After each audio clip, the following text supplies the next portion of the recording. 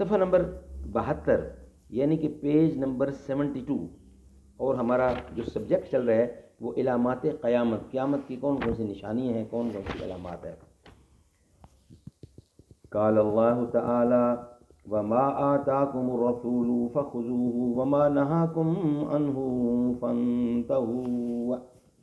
معرف الحدیث، جو تم کو رسول دیں وہ لے لو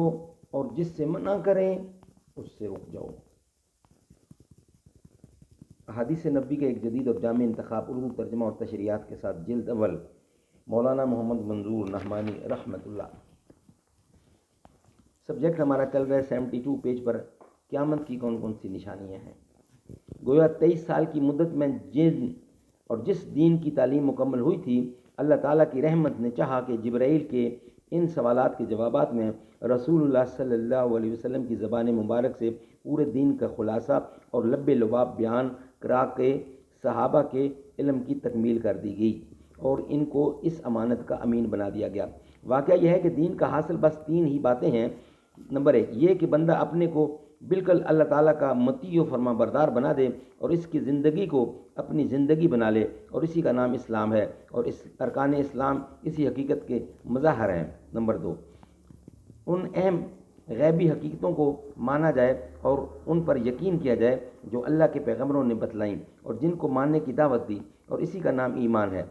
نمبر 3 اور اللہ نصیب فرمائے تو اسلام و ایمان کی منزلیں طے کر لینے کے بعد کی تیسری اور آخری تکمیلی منزل یہ ہے کہ اللہ تعالیٰ کی ہستی کا ایسا اس طے ظہر اور دل کو مراقبہ حضور و شہود کی ایسی کیفیت نصیب ہو جائے کہ اس کے احکام کی تکمیل اور اس کی فرما برداری جو بندگی اسی طرح ہونے لگے کہ گویا اپنے پورے جمال و جلال کے ساتھ وہ ہماری آنکھوں کے سامنے ہے اور ہم کو دیکھ رہا ہے، اور اسی کیف و حال کا نام احسان ہے۔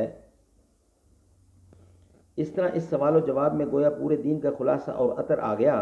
اور اسی لیے اس حدیث کو علماء نے ام السنہ بھی کہا ہے۔ گویا جس طرح قرآن مجید کے تمام اہم مطالب اور مضامین پر بالا جمال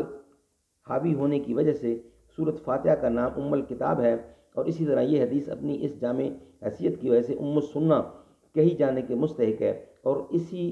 کی اس خصوصیت کی وجہ سے امام مسلم نے اپنی جلیل القدر کتاب صحیح مسلم کو مقدمہ کے بعد اسی حدیث سے شروع کیا ہے، اور امام البغوی نے بھی اپنی دونوں تالیفوں مصابی اور شرح سنہ کا آغاز اسی حدیث سے کیا ہے۔ یہ حدیث حضرت عمر رضی اللہ کی روایت سے ہے، جس طرح کہ یہاں نقل کی گئی ہے صحیح مسلم ہے، اور صحیح مسلم اور صحیح بخاری دونوں میں حضرت ابو ہریرہ رضی اللہ کی روایت سے بھی یہ واقعہ مروی ہے، اور دوسری کتب حدیث میں اور بھی چند صحابہ کرام سے یہ واقعہ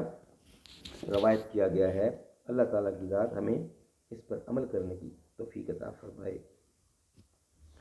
اس کے بعد جو نیکسٹ ہمارا ویل آ گیا وہ ہے ارکان اسلام، اور وہ حدیث نمبر 3 سے شروع۔ یہ جتنا میں نے آپ سے بیان کیا یہ حدیث نمبر 2 ہے۔ تو جاگنا ہے جاگ لے افلاک کے سائے تلے، تا حشر سوتا رہے گا خاک کے پائے تلے۔